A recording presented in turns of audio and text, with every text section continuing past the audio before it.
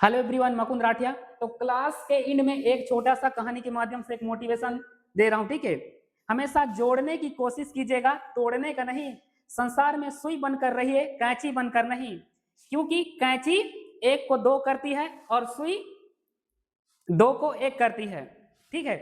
तो देखिए, एक व्यक्ति आता है एक गुरु के पास आता है, बोलता है लगभग वो उसका बच्चा था, लगभग 15 से 20 साल का उम्र का रहा होगा, ठीक है, रहा होगा। तो एक गुरु के पास आता है और बोलता है कि मैं अपने बच्चों को कुछ पैसा कमाने के लिए मुझे कुछ इसको कहीं पर जॉब कराऊं क्या, कहीं पे कंपनी होगा या कुछ होगा या कहीं सभी जहां से एक दो पैसा मेरा बच्चा कमा सके और अपने पैरों पर खड़ा हो सके, ठीक है। तो पूछता है गुरु से। तो गुरु तो शुरू में आश्चर्य से रह जाता है, क्योंकि 10 से 20 साल उम्र है तो उसको जरूर उसको पैसा कमाना चाहिए, तो रह जाता है। बात तो ठीक है, बोलता है उसके पिताजी को, जो पूछता है कि मुझे कुछ पढ़ाना चाहिए, आगे कुछ अच्छा सा पढ़ाना चाहिए या पढ़ाने के साथ साथ उसको कुछ काम उम करना चाहिए।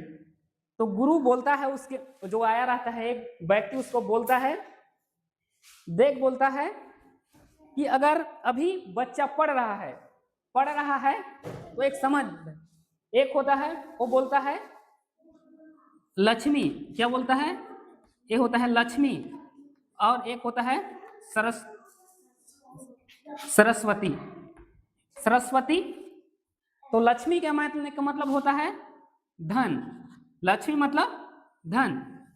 लक्ष्मी को क्यों पूजा करते हैं कि हम लोगों का धन बढ़े, हम लोगों का धन बढ़े, हम लोगों का धन बढ़े, घटे मत। तो लक्ष्मी को क्या बोलते हैं, धन की देवी बोलते हैं। लक्ष्मी को धन की देवी बोलते हैं और सरस्वती को ज्ञान की देवी बोलते हैं। सरस्वती को क्या बोलते हैं, ज्ञान की देवी बोलते हैं। तो जो गुरु रहता है बोलता है तो भी सही है, क्योंकि पैसा भी कमाना चाहिए, बोलता है, क्योंकि पैसा से ही अभी के डेट में क्या है, पैसा ही इंपॉर्टेंट है।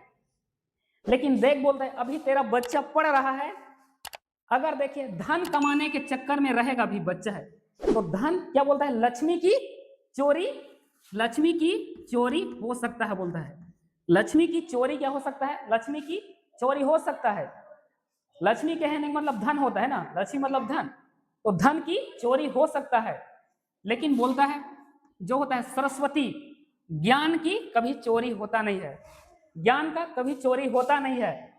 अगर अभी पढ़ लेगा, ज्ञान अर्जित कर लेगा तो कुछ अच्छा काम करेगा और मेहनत करना कम लगेगा। तो बोला अपने बच्चे को लक्ष्मी के पीछे भागने से पहले सरस्वती के पीछे भागने को बोली, यानी कि भागने को उसको दीजिए कि सरस्वती के पीछे भागे।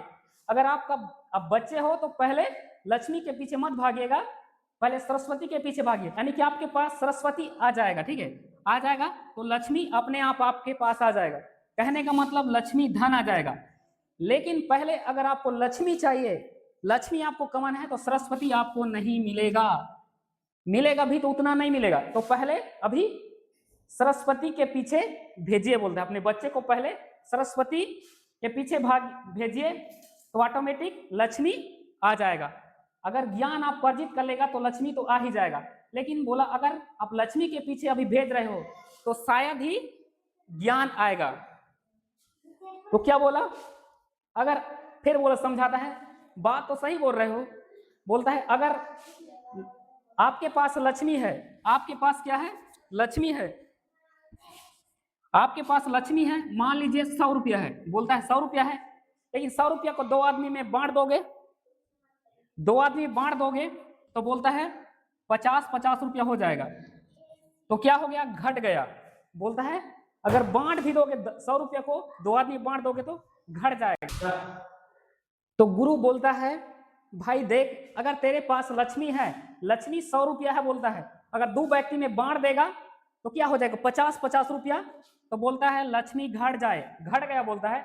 लेकिन वही अगर तेरे बच्चे को, अगर दो व्यक्ति हैं, एक एक ज्ञान दे देगा, एक व्यक्ति है एक व्यक्ति है, तो एक एक ज्ञान दे, इसके पास एक ज्ञान है, इसके पास एक ज्ञान है, इसको दे दोगे तो 2 हो जाएगा, एक जान रहा था, फिर एक तो एक इसके पास ही आ जाएगा, तो ये 2 हो जाएगा। ये भी एक ज्ञान जा रहा है, इसके ये शेयर करेगा ज्ञान को, तो ये भी 2 हो जाएगा। तो देखिए क्या बोला, ज्ञान बढ़ता है और धन को बांटने से घटता है और ज्ञान को बांटने से बढ़ता है। तो व्यक्ति था वो अपना प्रॉब्लम था सॉल्व हो गया कि उसके बच्चे को लक्ष्मी के पीछे भेजना चाहिए, धन के पीछे या सरस्वती के पीछे भेजना चाहिए, ज्ञान के पीछे। तो इस छोटा सा कहानी के माध्यम से आप भी समझ गए होंगे कि हमें सबसे पहले, अगर आप स्टूडेंट हो तो पहले आप लक्ष्मी के पीछे भागेंगे या सरस्वती के पीछे भागेंगे, तो इस कहानी के माध्यम से आप डिसाइड कर सकते हो। धन्यवाद।